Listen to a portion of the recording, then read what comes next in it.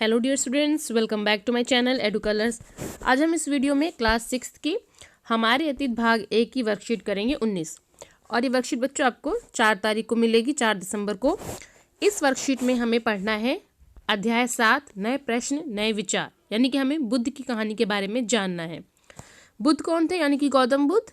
गौतम बुद्ध जो हैं वो एक जो बुद्ध धर्म था उसके संस्थापक थे, जो कि 6ठी शताब्दी में इनका उद्भव हुआ था। और एक अलग सोच, एक अलग विचार के साथ ये आए थे। इनका मानना था कि किसी तरह के कर्मकांड नहीं होने चाहिए, ईश्वर में आस्था होनी चाहिए, लेकिन अपने अंदर अपने आप को साफ रख के, अपने विचार साफ रख के। तो इस तरह की सोच जो थी वो इनकी थी। और बहुत सारे उस समय जो लोग थे 6ठी शताब्दी में, बहुत सारे लोग जो थे इन्होंने गौतम बुद्ध के इस विचार को सपोर्ट किया, और बहुत से लोग जो थे उन्होंने बौद्ध धर्म को अपना लिया था। इनका व्यक्तित्व ऐसा था कि लोग इनकी तरफ खींचे चले आए। तो आज इस वर्कशीट में हम गौतम बुद्ध के बारे में जानेंगे कि वो कौन थे, कैसे आए, क्या उन्होंने किया, इसके बारे में हम जानेंगे। यहाँ पे जो नए प्रश्न नए विचार आप देख रहे हैं, इसका मतलब ही है कि जब वैदिक पीरियड आ चुका था, यानी कि वैदिक काल आ चुका था, जब हर समाज में एक तबका था, अलग अलग धर्म के लोग, अलग अलग जात के लोग विद्यमान थे।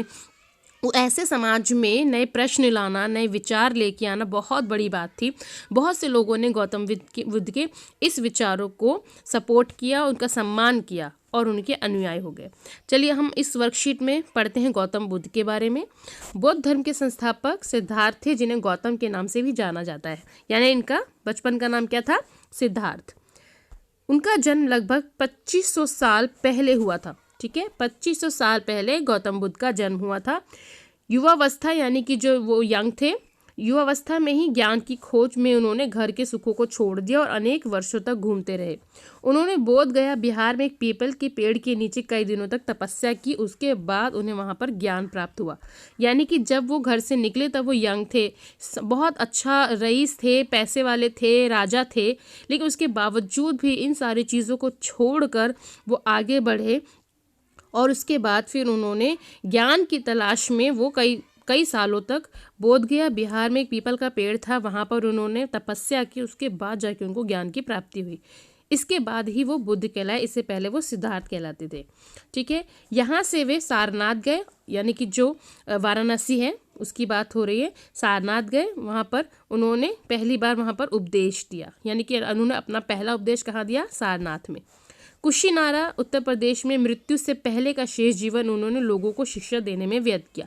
यानी कि कुशीनारा में उनकी डेथ हो गई थी, और उससे पहले का जो जीवन था, यानी कि बुद्ध बनने के बाद का जो जीवन था, उन्होंने समग्र जीवन लोगों को सुख देने में, अच्छे विचार देने में, अच्छा जीवन व्यतीत करने में लगा दिया। लोगों को ऐसी शिक्षा दी कि लोग जो है सांसारिक सुखों से दूर होकर एक अच्छा जीवन जी सके। बुद्ध ने यह शिक्षा दी कि जीवन कष्टों और दुखों से भरा हुआ है, और ऐसा हमारी इच्छा और लालसाओं के कारण ही होता है। यानी कि जब आपको एक आपकी मनपसंद की चीज़ मिल जाती है तो आपका लालच और बढ़ जाता है। आपको 2 से फिर वो 4 चीज़ चाहिए होती है, फिर वो 8 चाहिए होती है, फिर आपको सब कुछ चाहिए होता है जो आपको मिलता जाता है। तो इंसान जो है, इंसान की लालसा कभी ख़त्म नहीं हो सकती, उसकी इच्छा कभी ख़त्म नहीं हो सकती। उसके अनुसार आत्म संयम अपनाकर ही हम ऐसी लालसाओं से मुक्ति पा सकते हैं। यानी कि अगर आपको 2 रोटी चाहिए, अगर उसमें अगर आपको 1 रोटी मिली है, तो आपको 1 रोटी में भी अगर आप संतुष्ट हैं, आत्म संयम बना रखा है कि हाँ मैं इससे मेरा पेट भर जाएगा और इतना ही मुझे चाहिए, या जितना ही मेरे पास से है उतना संतुष्ट है अगर आप उससे, तो ही आप सुखी हैं, वरना जीवन आपका कष्टों से भरा हुआ है। उन्होंने लोगों को दयालु होने तथा मनुष्य के साथ साथ जानवरों के साथ भी आदर करने की शिक्षा दी। यानी कि उन्होंने कहा कि हमें सिर्फ लोगों के साथ ही सम्मानजनक व्यवहार नहीं अपनाना है, हमें जानवरों के साथ, पशुओं के साथ भी अच्छा व्यवहार करना है, उनको कष्ट नहीं देना है, उनको मारना नहीं है। बुद्ध ने अपनी शिक्षा सामान्य लोगों की प्राकृत भाषा में दी। क्यों दी? क्योंकि सामान्य लोग जो थे वो यही लैंग्वेज बोलते थे। ठीक है, जो प्राकृत लैंग्वेज थी, आम लोग यही भाषा बोलते थे। इसीलिए गौतम बुद्ध ने अपनी जो शिक्षा है उसको प्राकृत भाषा में दी, ताकि आम लोग उनकी भाषा को, शिक्षा को समझ सके। ठीक है बच्चों, तो यहाँ पर ये जो वर्कशीट है, ये कंटेंट वर्क हमने पढ़ लिया है। अब हम चलते हैं प्रश्नों की ओर। बुद्ध ने अपना पहला उपदेश कहाँ दिया था? तो देखो बच्चों, यहाँ पे लिखा हुआ है बुद्ध ने अपना पहला जो उपदेश था वो सारनाथ वाराणसी के निकट दिया था। ठीक है, इसको आप इस तरह से लिख सकते हैं। गौतम बुद्ध ने सारनाथ वाराणसी के निकट गए जहां उन्होंने पहली बार उपदेश दिया। तो यह हो गया आपका पहले प्रश्न का आंसर। दूसरा है, बुद्ध ने प्राकृत भाषा में ही शिक्षा क्यों दी? तो यहाँ से इसका आंसर होगा, बुद्ध ने अपनी शिक्षा सामान्य लोगों की प्राकृत भाषा में दी, इससे सामान्य लोग भी उनके संदेश को समझ सके। दूसरे का ये उत्तर हो गया। तीसरा है, बुद्ध के किस उपदेश को आप अपने जीवन में अपनाना चाहेंगे और क्यों?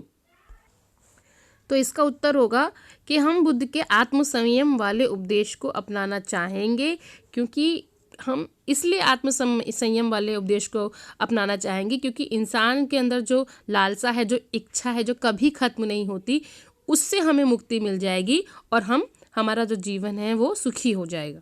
तो बच्चों, यहाँ पर ये जो वीडियो है यहाँ पर हमारा कंप्लीट होता है। नए प्रश्न नए विचार चैप्टर शुरू हो चुका है, जिसमें से हमने 3 प्रश्न अपने कर लिए हैं। गौतम बुद्ध की जीवनी के बारे में हमने पढ़ लिया है। अगर आपको मेरा ये वीडियो अच्छा लगता है तो कृपया इसे लाइक ज़रूर करें, अपने दोस्तों में, फ्रेंड्स में शेयर करें और मेरे चैनल एडुकलर्स को ज़रूर सब्सक्राइब करें। मेरा वीडियो देखने के लिए थैंक यू सो मच।